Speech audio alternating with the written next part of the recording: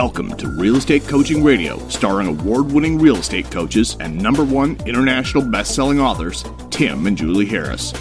Real Estate Coaching Radio is the nation's #1 daily radio show for realtors who demand authentic, real-time coaching. Get ready for fluff-free, unfiltered, full-strength honesty about what's truly working to get you into action, helping others, and making money now in today's real estate market. Now to our hosts, Tim and Julie Harris. 3, 2, 1, and we are back. Hey, Julie, it's September 10th. Yes, indeed, and we are on round 2 of the afternoon caffeine, so should be a good show. That's right. I don't even know how many milligrams of caffeine we take in per day, but I'm not going to start adding it up. Well, hey, congratulations. We're 5 days from being married 29 years. I know, congratulations. Isn't that, it's kind of awesome. Nuts. Don't you think it's nuts? Yeah, it is. Yeah, it is. I know. I had, a coaching client this morning tell me that she's celebrating their 20th, I believe, this weekend. And she, too, got married when she was 20. And then that caused me to do the math. I'm like, I'm really that much older than her? Yeah, you remember when you and I were always the youngest people in the room? I know. I mean, we're starting to outgrow that. Right. At Howard Brinton, you know, when you were Howard and I were Howard stars in the 90s, people would be like, how are they old enough to have ever sold any houses, you know? I do remember that. And people would always, like, the leading, thing that they had always attached to us was our youthfulness, which is because we were.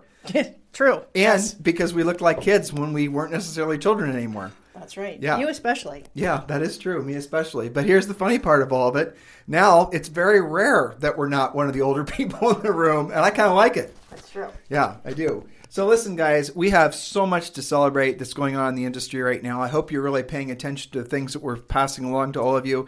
And if you needed a little bit more amperage in your enthusiasm, try this one on for size. Mortgage interest rates, 30-year fixed rate mortgages now are well below 3%. And it appears, based on what the Fed says, that they're going to keep mortgage interest rates low for at least the next 5 years. And here's the thing that creates is just an overabundance of opportunity. And just every way possible, there's no argument against buying a property in a market like this if you qualify for with interest. Doesn't matter. Seller's market, who cares?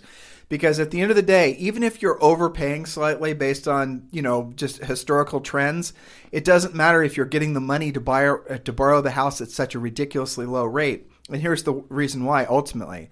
Assuming all the economists out there are right that we're going to be experiencing some inflation in housing and other asset prices in the foreseeable future, you're going to look at that house that someone buys that maybe they're a little sketchy about because they think they're overpaying, but because their interest rate is like 2.86% or 2.7% or whatever, but the house appreciates or inflates by more than that, they're looking at basically free money on that house.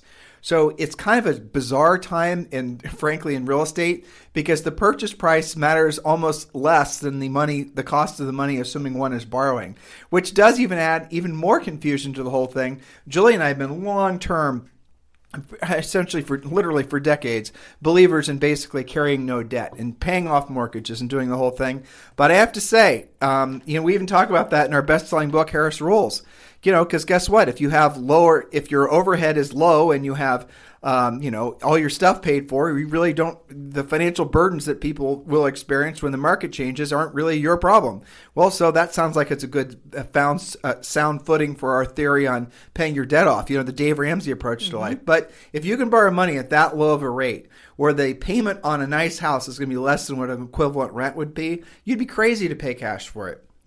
Which flies in the face of our conservative nature when it comes to finances. But there you go. But you would also be crazy not to be having these conversations with your entire database. And you should, honestly, you should feel horrible if you're not telling all the people you know about this. That's right. You're not doing your job. Your job is to be a real estate professional that knows about this kind of thing. And many of you search for, use the excuse, well, I don't know what to say if I'm calling a past client. We just told you. Talk about this. There are so many people motivated to do things now because of this. People who otherwise would not have bought first and sold second absolutely can swing it now when the payment is so low. Well, we figured out a payment based on a $500,000 house, 20% down with taxes and PMI was still less than $3,000 a month. You guys need to be talking about that. Use the examples and show them, the math. It's kind of inarguable. Wouldn't you agree? Yeah, I would. I was just wondering if you know how to turn off an iWatch, but I just figured it out. Well, start messing with buttons until it works. You know what? look, I love Apple products across the board, but I look at that iWatch sitting at my desk every day, and I realized Reminded that, me to put mine that on. I just had to knock about, yeah, exactly. We're not wearing them. So I think maybe we're just old enough that the iWatch idea isn't something we're really going to be able to adapt to. I don't get it since everything's on your phone anyway. But look, guys. Bottom line is this is the time of year where it's hardest for most people to have real good motivation because there's so many sort of, I guess, socialized headwinds, especially in an election year. You have holidays, you have natural, not wanting to work as hard when the weather starts to change. Physiological things start to happen when, Julie and I sold real estate in Ohio, and trust me when I tell you, it's very difficult to be motivated when the skies are gray and the snow is falling and, basically. It gets dark earlier. That's right. It gets dark at like 2:30 in the afternoon. Well, that might not be true, but you guys get the idea. Well, so that is going to be something everyone, even if you're in Southern California or down here in Puerto Rico or Florida, everything changes this time of year, and it does sort of push back emotionally on your enthusiasm and your energy. And if you feed into that, or if you're not consciously aware that you might be losing some momentum this time of year, you pay the price dearly in the spring of the following year. So now more than ever, you need to be pushing hard, and you need to be focused on what your beginning of the year is going to be. And that's the reason beginning of next year, right? That's the reason we've been focused so much on motivating you this week, and then hopefully educating you and getting you guys into action. So along those lines, Julie, we have a couple points that we want to finish up for these guys. Yes. So if you missed the previous ones, get caught up on our podcast because this is the continuation. Commercial Yes. break. Go ahead. I was actually meant to mention this yesterday. So we have officially launched our national real estate team. It's something that Julie and I have always wanted to do. And because with our affiliation with eXp Realty, and eXp is licensed in all 50 states, they're licensed in Canada, they're licensed in Portugal, France, all over the world now, India. Well, guess what? We can start a national team first, and then we're going to start an international team. And we'd like you guys to consider joining our international real estate team. This is not a coaching program. This is a real estate team. It's something we've wanted to start again, but like I said, unless we, because of eXp, we can actually do it at the scale that we wanted to do it. So if you guys would like to join our national real estate sales team, and it's just like it sounds. And this is where you will be, and we'll help you sell houses, take listings directly as being part of our real estate team. And we're only going to announce this now and then because we're not looking for that many people, frankly. Text the word TEAM, TEAM, text the word TEAM to 31996. So go ahead and text the word TEAM to 31996, and then we'll text you back a link, and you can go to the website and read about the information about the team, and then fill out the application, and then we'll follow up with you. So go ahead and text the word TEAM to 31996. We won't be talking about this, the national team, that often, because like I said, we're just looking for a few good men and women, and we don't want to oversaturate it. We know we have a lot of listeners on the coast, a lot of listeners in Texas and things like that, and we don't want to have dozens of agents in those markets. We want to keep it so everyone has an opportunity to get as much benefit as being a part of our team as possible. So do text the word TEAM to 31996. Yes, so point number 8, know that everything takes longer than you think it should. Some of you are very clear on this. Others of you have not yet embraced it. Momentum takes longer the larger the goal and the consistency of the effort applied. So in order to get to momentum, you have to first make it through the first 2 stages of mastery. The first one is formulation, getting ready to get started. Some of you love that and you ruminate in it day in and day out, but you don't get to the second part because the second part's harder. It's called concentration. That's where you go through the learning stages. Work. Where are all of my leads? Work. I've got leads, but where are my appointments? Work. I'm going on appointments, but I'm not taking them. This is where you have to actually do the work because without this stage, you'll never make it to momentum. The reason you guys fall prey to the easy button and all the things lurking in your email and voicemail and text with people trying to sell you crap is because they know this about you. They know that you like to avoid the real work of real estate and you would rather give them a credit card than actually learn something that will continuously feed you no matter what market, no matter what type of market, price range, neighborhood, state you live in. This is giving you wings. That will not. But you cannot skip concentration. People try it all the time. I just want to get into momentum. It is interesting, Julie, that people would rather risk money, waste money knowingly than they would risk their ego. Isn't that fascinating? Because at the end of the day, that's really what's at risk with when you do business the right way is your ego. Because your ego is going to have to be uncomfortable. Your ego is going to have to be willing to do what it doesn't want to do, and it doesn't want to do it at the highest level. And I get it. If you're not very good at sifting and sorting your inputs of information, if you're listening and reading to all the yahoos out there that are trying to sell you easy button ideas, you're going to think that that's the way you're supposed to be doing things. But it's not. They're just trying to separate you from your money to sell you something that they know you're going to find appealing because it feeds into your desire to never do what you don't want to do when you don't want to do it at the highest level. Sometimes you guys are confused about that because you've only been in real estate long enough to, essentially to think that it's normal to buy leads. It's abnormal to buy leads. Well, it's normal to buy leads if you don't plan on being in business for very long, or you don't plan on actually having a profit-based business. Then it's normal. You can buy leads until the cows come home. But guys, at the end of the day, if you want an everlasting, essentially a real estate practice that produces consistent profit, and with that profit you can reinvest it into assets that will produce wealth for you, and basically your goal should be rich, and that's where your money works for you. You no longer work for your money. Isn't that nice? And you could all accomplish it in this lifetime. Well, how about this, guys? It's going to have to start with the idea that buying leads is goofy. You have to earn your business, and you have to do things that make you uncomfortable.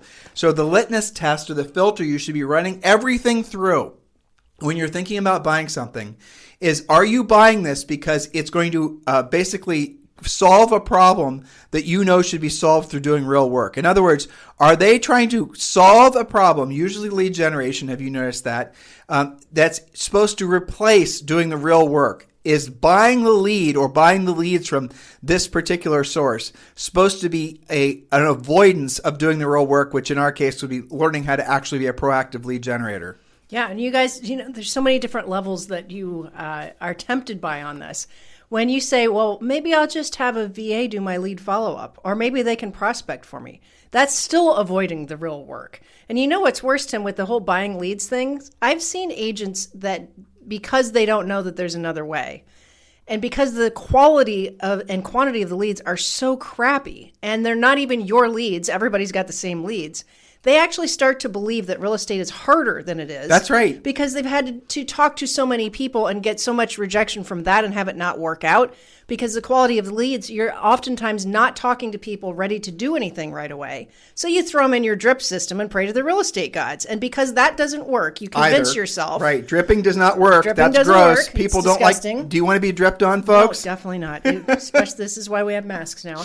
So, but because that stuff doesn't work, at least not consistently or predictably or duplicatably, right, they convince themselves that this is how real estate is, and it's just going to suck for them, and it's too hard. And, people are mean. No, it's because, yes, some people are mean, but most of the time it's because you're talking with people who aren't actually ready to do anything, and then you throw them into your system. I talked to somebody today that was basically given a supposed collection of leads, 2,600, okay? Who should ever have that many leads? That's insanity. And you know what? Most of them didn't even have a phone number. They were just thrown into this drip system. Of course. I mean, that's pretty scary. But see how you guys are actually being taught to believe that you don't have to do the real work of real estate? Do you see how people are telling you that you never have to learn how to basically be a proactive lead generator? You never actually have to learn how to pre-qualify or present. You guys are believing a lie. But here's the deal. You know you're believing a lie, and your ego is saying, oh, yeah, let's believe that lie. Because then this is your ego, right? Your ego sounds like this, in case you didn't know it. I never have to be uncomfortable. I never have to do what I don't want to do when I don't want to do it. I never have to pick up the phone. I never have to deal with rejection. I never have to learn how to compete. I never have to learn how to be a professional. I never have to be in a situation where someone makes me uncomfortable, right? Isn't that what your ego wants you to believe? And guess what? All the fairy tales that are out there, people trying to sell you stuff, they want you to believe that because guess what? They got stuff to sell. This is the bottom line. This is the discernible difference, the biggest discernible difference between what Julie and I do and what everyone else does. And I hope you guys are not being offended by us being this direct with you, because it's incredibly important during fourth quarter rolling into next year that you don't waste your time and you frankly don't waste your money on silliness. That's right. So point number 9, stop looking for reasons to be complacent. Know that you are not too old, too fat, too thin, too young, too connected, too unconnected, educated, overeducated, undereducated, fill in the blank. Stop looking for those reasons to be complacent. That's just more ego stuff. Okay, so Julie has to go deal with something right now, and I'm going to finish up. So along those lines, guys, here's what I want you to consider. I'll tell you what she's doing. You guys will appreciate this. So we are podcasting in our home office here in Puerto Rico. And in the or not in the home office, but in the foyer, I don't know how else to describe it, there's this big skylight. It's a series of skylights, but again, I don't really know how to describe it. But this is Puerto Rico. In Puerto Rico, there's occasionally hurricanes. And so these skylights are these rather large, I bet you they're maybe 3x5 portions of rectangle-shaped glass, and there's 8 of them together. Well, 2 of them have huge cracks in them from, guess what? Maria, the hurricane. Because what happens during hurricanes, guess, pineapples become projectiles and they knock out windows. So when we bought this place, these 2 skylight glasses had, these panes basically, had these cracks in them, but they weren't leaking or anything. Well, turns out that weather or stormproof glass is something like an inch or 3/4 an inch thick, and it's unbelievably expensive. We had no idea.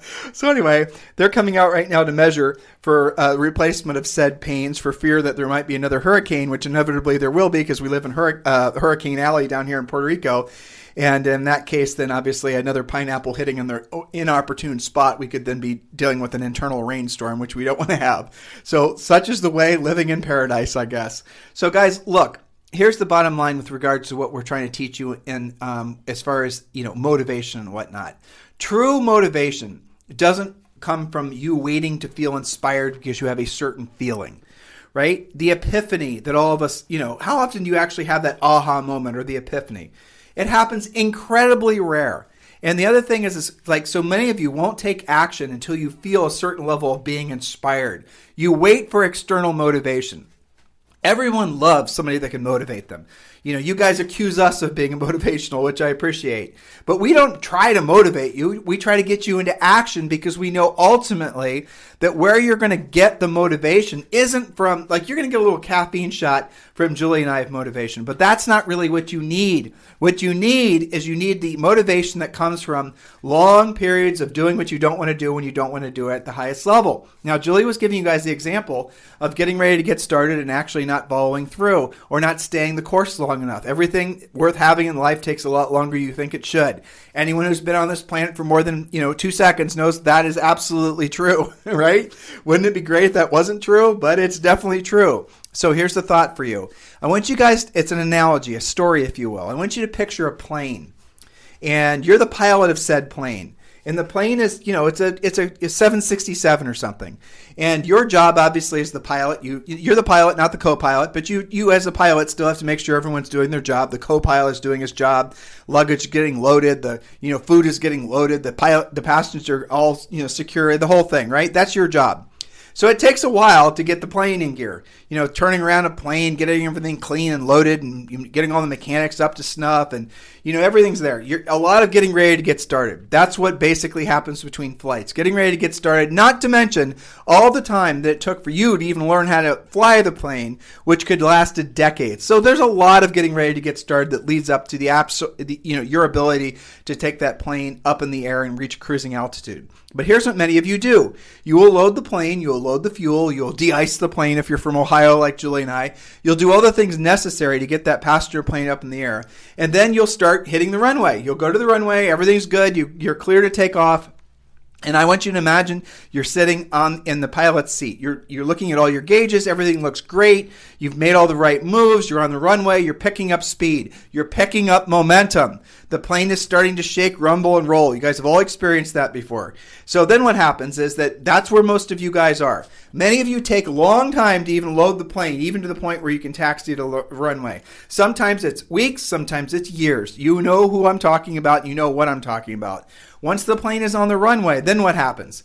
You then said, okay, now I'm actually going to take off. I'm done getting ready to get started, and now what I'm going to do is I'm going to throttle down. I'm actually not sure if you push the throttle forward or back in a plane. Whichever whatever direction. I'm actually going to increase the energy necessary to get this massive plane off the ground. And then that's what you do. A lot of you hit the runway. This is where most of you guys get in when you're trying to build momentum, especially in real estate. You get to the point where you're on the runway, where you've made the initial moves. Now, some of you, I get it, never even get to taxiing, but let's just assume, you're taxiing. Now you're throttling down or throttling up, and you're headed toward on the runway. You're trying to get the front nose gear off the ground, and you're trying to get the plane to gather altitude so you can get up to cruising speed. Now, here's what you do. Many of you'll be cruising along the, in the jet. The jet's getting ready to take off. Front landing gear starts to, pick up. Then all of a sudden, the back landing gear starts to pick up. And then what do you guys do? You say, you know what? This was too much work. This is taking longer than I thought it would. Forget this. This isn't going to work for me. I'm going to go do something easier. Boom. Take the throttle off. Plane comes, rushing back to the earth. Nobody's hurt. No worries here. But boom, it bounces on the runway. And here it is. The plane almost took off, but you quit before it actually started gaining any real meaningful momentum. Isn't that happening a lot of times in your lives with virtually everything? Everything from losing weight to gaining weight to saving money to paying off debt to forming meaningful relationships with the people you want to have meaningful relationships with. Learning skills. Hey, how about that? To be a masterful real estate agent. Doing all the things necessary. You guys, many of you get to that point where you're about to start reaching altitude. You're about to start gaining momentum to actually get to where you want to go, and then you basically back off. How often has that happened in your lives? I know the answer from coaching agents for the last 20 years. It happens all the time. Now, Julia's back. Welcome back. Yes, early anyway. I told them that you were having the window measured because of the Pineapple Express that occasionally blows by our house. That's exactly right. Right. So then what happens? Let's say, for example, the plane, you take the throttle off, you give up. You say, then what you have to do, you have to taxi back to where you started. And then everyone wants the hell off your plane because they realize you're not a very good pilot. You then basically are getting ready to get started all over again. And then many of you guys do that over and over and over again. You're getting ready to get started. You're all enthusiastic, motivated. Somebody's juiced you up. You're ready to go. And then all of a sudden you make all the right moves. You're telling the world you're going to do it. And boom, you don't do it because you give up too soon. Now, some of you will actually give up at a different point. You'll actually be in the jet. You won't give up. You'll actually keep the throttle down. You'll start to reach cruising altitude. You'll get to the point where your passengers are looking out the window and, everything on the earth looks like 1,000,000 miles away. You're at maybe 7, 8, maybe 10,000 feet. You're not quite cruising altitude. This is a long distance flight you're piloting here. And then what happens? Oh, you as a pilot, you know what? I just don't know. I think I'd rather drive. And this then is you give too up. hard. It's too hard. It's taking too long. And then you give up again. And then you're back to where you started again. And you're back basically on the runway, taxiing back to where you started. Again and again and again and again. Had you stayed the course, had you continued with the throttle, had you continued to put effort in, had you continued to expend energy, you would have reached cruising altitude. And at cruising altitude, which is depending on how long the flight's going, could be 20,000 feet, 18,000 feet, 30,000 feet. At cruising altitude, this is actually an interesting fact. It's easier. The plane uses less fuel at cruising altitude. There's less turbulence in the air. The air is actually allowing the plane, depending on what distance the jet stream is going, you can actually pick up momentum when you're at cruising altitude. The pilot then pulls back on the throttle at cruising altitude, and everything gets easier. The plane makes less noise. Passengers can, relax a little bit. They start serving drinks. You know what freaks me out? What? When the pilots come out to use the bathroom. Right, exactly. They close the door and the plane's still flying because it's on autopilot. But that's right. That's cruising altitude. Cruising altitude is where the pilot can come out and have a pee. Have a cup of coffee, right? Yep. And, talk with the waitresses. Talk with the steward and stewardesses a little bit. And strangely, the passengers are okay with this. Yeah, we're like, okay, this is good. We're cruising altitude. The rocking and the rolling, is a little choppy. We're above the turbulence. Things are happening. We're getting to where we're going. And you can stay at cruising altitude, guess what, guys? For years. And cruising altitude is perfect. Cruising altitude is where you got your skill set locked in, where you know what you're supposed to do. You're following a schedule. You're disciplined. You're a professional. You're not relying on luck, frankly, for your success. You're not buying leads. You are locked in and you are going somewhere. That's momentum. And that's momentum. And here's the cool thing. You might get to the point where you're ready to go to the next level financially, physically, mentally, emotionally, all those things. And now going back to the plane analogy, you want to go to the next level, that's fine. You go back and you apply a little bit more fuel. You then, throttle up or throttle down again. You go to the next height, the next elevation. And you can do that in real estate.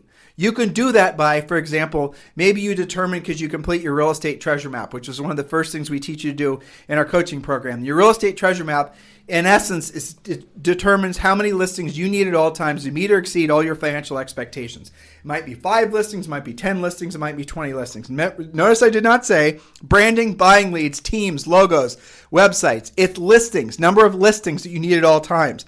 That's where you get consistent cash flow. So once you determine what your number is, and you can do that by completing the real estate treasure map, then if, for example, the real estate treasure map, you need, say, for example, 5 listings at all times. You have a nice sale price. Approximately, because you've done the math, because we've shown you how to do it, you're going to have 3 sell per month. Your average commission is, say, $15,000. You're making $45,000 a month. $45,000 a month basically meets and exceeds all you're paying your taxes, you're paying your overhead, and you're saving, right? That's for example. Now let's say you want to move to a bigger house, or you want to buy another house or a boat, or you maybe want to buy your own damn plane. All you've got to do is recalculate the magic number of listings you need at all times, and then you just increase the effort into the point where you're consistently handling and holding that number of listings that meet or exceed your financial expectations. You do this, guys, and then you can control the speed in which you essentially climb to the next altitude, and you can control virtually every aspect of your life, certainly financially. And I've got news for you. If you're controlling your financial life, every aspect of your life, in addition to that, is also magically in control. When you got control of your money, you'll be shocked how much easier it is to have great relationships, because there's no financial stress, to have essentially great health because you have time to exercise. All these fallacies that some of you guys have been led to believe, that things you have to supposedly sacrifice to have financial success, those are straight up lies. You literally can have better health and better relationships, and it starts with not having to worry about money anymore. How much of your stress that seeps out of your pores is related to the fact that you have to hustle for cash? Get to the point where your business is a real business, and you're going to find you're going to reach that different level of existence. That is the real estate magic number, and that is what we want all of you guys to experience. Well, that's freedom, and that freedom only comes from that ability to control it. I love that you did the full story of getting to the control area of this, because so many agents feel so out of control all the time, and they blame the business. Right. It's not the business, the industry. But the industry. Oh, real estate is just like that, and you're told that by some people. Some of your colleagues that are, 10, 20 years down the pipe from you, oh, that's just how real estate is. You just have to learn to accept it. No, they've learned to accept it. You don't have to, because you can get into that control. You can get to that cruising altitude. And if you want to go to that next level, you do exactly what the pilots do. You fuel it up with more fuel. You pack it up with more food. You staff it up with more people if you have to. And then you have that control. And you can decide, maybe you don't have to do 50 deals a year. Maybe you're completely happy at 20 deals a year, but you have the option to make those decisions. Whereas when you don't, because you're spending time, relanding the jet every 6 months or so, retraining yourself, freaking out your passengers, when you keep on doing that, then you'll never be in control. It goes back to also follow one course until successful, right? Focus. Yes. Mm-hmm. And that's the other core discipline that a lot of you are confused about. Because again, you're listening to, I was about to say fools, but I don't want to sound so harsh. But no, you're listening to fools give you bad advice. People are telling you you're supposed to be doing all these non-productive things simultaneously, with hoping and praying that somehow magically you're going to have some sort of consistent financial result. It doesn't work that way.